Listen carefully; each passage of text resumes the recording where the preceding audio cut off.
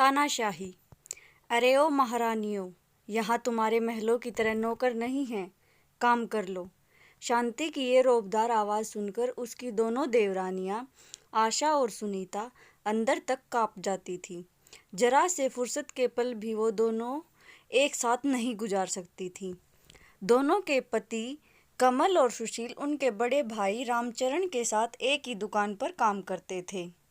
बात दोनों तरफ एक जैसी थी। वहाँ दुकान पर दोनों भाई अपने बड़े भाई से एक शब्द नहीं बोल सकते थे और यहाँ घर पर दोनों अपनी सास कम जेठानी से एक शब्द नहीं बोल सकती थी। सास को तो दोनों ने देखा ही नहीं था और जेठानी केवल नाम की ही शांति थी।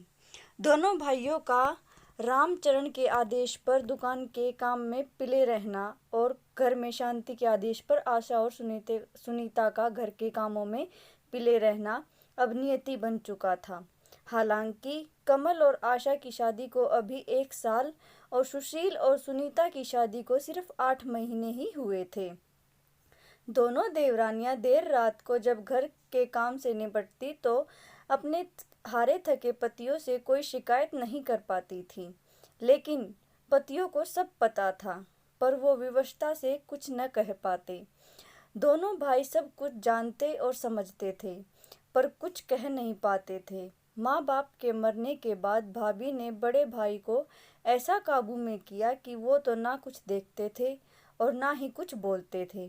घर में सिर्फ शांति भाभी का ही राज था। बड़े भाई के 2 बच्चे थे, एक लड़का और एक लड़की। दोनों भाई अपने उन भतीजे और भतीजी पर जान छिड़कते थे, पर भाभी ने कभी अपने देवरों को नौकर से ज़्यादा कुछ नहीं समझा। हर बात में दुभांत करना भाभी की अब आदत सी बन गई थी। दोनों के दिल में भाभी की वैसे तो हर बात चुभती थी, पर एक बात आज भी उनके दिल में नस्तर की तरह चुभी हुई थी, जो कमल और सुशील की शादी से पहले हुई थी। हुआ यूं कि एक दिन तीनों भाई एक साथ खाना खाने बैठे।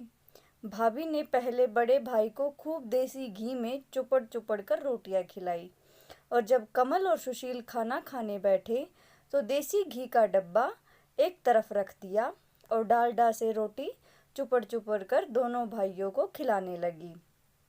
ये देखकर कमल ने हिम्मत करके भाभी से कहा, भाभी, हमको भी देसी घी से चुपड़ कर रोटियां दो ना।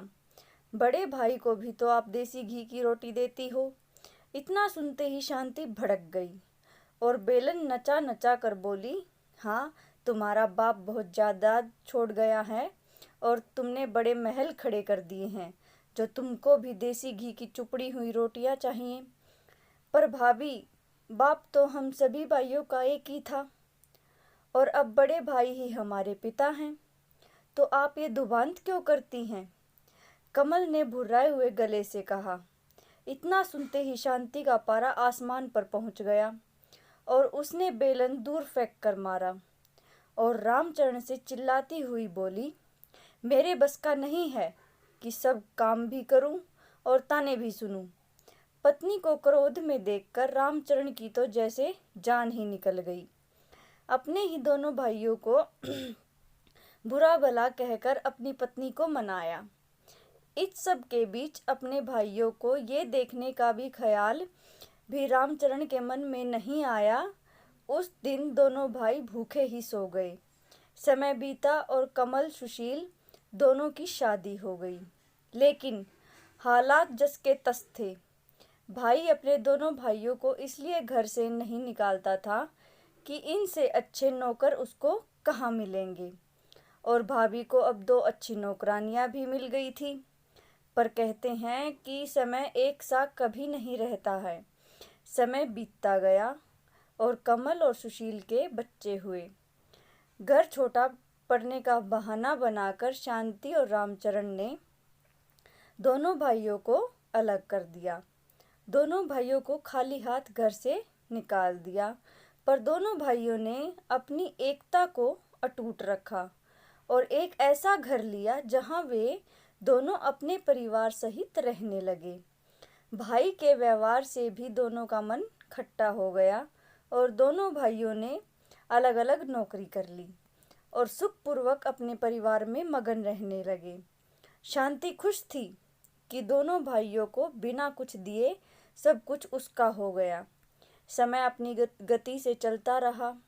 एक दिन रामचरण और शांति के बेटे का ब्याह हो गया। शांति बड़े अरमानों से अपने बेटे के लिए बहू लेकर आई थी।